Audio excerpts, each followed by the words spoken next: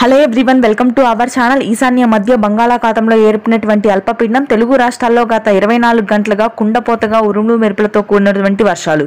వివరాల్లోకి వెళ్దాం. ఇంకా ఏ జిల్లాలో ఈ రోజు వర్షాలు నమోదయ్యే అవకాశాలు ఉన్నాయి, పూర్తి వాతావరణ సమాచారం తెలుసుకునే ముందు మీరు మన ఛానల్ని సబ్స్క్రైబ్ చేయనట్లయితే వెంటనే సబ్స్క్రైబ్ చేయండి.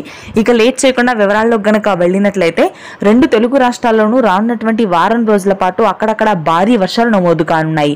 బంగాళాఖాతంలో ఏర్పడినటువంటి అల్పపీడన ద్రోణి ప్రభావంతో గంటకి 70 నుంచి 80 కిలోమీటర్ల వేగంతో ఈదురుగాలులు ఉత్తర తెలంగాణ జిల్లాల్లో ఉండే అవకాశం ఉంది. కరీంనగర్, ఆసిఫాబాద్, నిర్మల్, కొమరంభీం, మంచిర్యాల, రాజన్న సిరిసిల్ల, కామారెడ్డి, జయశంకర్ భూపాల్పల్లి, రంగారెడ్డి, వరంగల్ రూరల్ ప్రాంతాలు, హైదరాబాద్లోని యూసుఫ్గూడ, అమీర్పేట, కాగజ్ నగర్, మల్కాజ్గిరి ప్రాంతాల్లో 13 సెంటీమీటర్ల రికార్డు స్థాయి వర్షపాతం నమోదైంది. ఈ వర్షాలు ఈ రోజు కూడా కొనసాగుతాయి. ఇక ఆ తర్వాత కోస్తా జిల్లాల్లో కూడా ఉపరితల ఆవర్తన ద్రోణి అత్యధికంగా ఉండనుంది. ఉత్తర కోస్తా జిల్లాలో శ్రీకాకుళం, విజయనగరం, విశాఖపట్నం జిల్లాల్లో భారీ వర్షాలు నమోదవుతుంటే ఇక మధ్యాంధ్ర, గుంటూరు, కృష్ణా, ప్రకాశం, కోనసీమ జిల్లాల్లో మాత్రం భారీ ఈదురుగాలులతో కూడినటువంటి చిరుజల్లులు నమోదవుతున్నాయి. ఈ రోజు రాత్రికి ఈ జిల్లాల్లో భారీగా వర్షాలు నమోదవుతాయి. రాయలసీమ వ్యాప్తంగా భారీ వర్షాలు కురనున్నాయి. అనంతపురం, చిత్తూరు, కర్నూలు ప్రాంతాల్లో.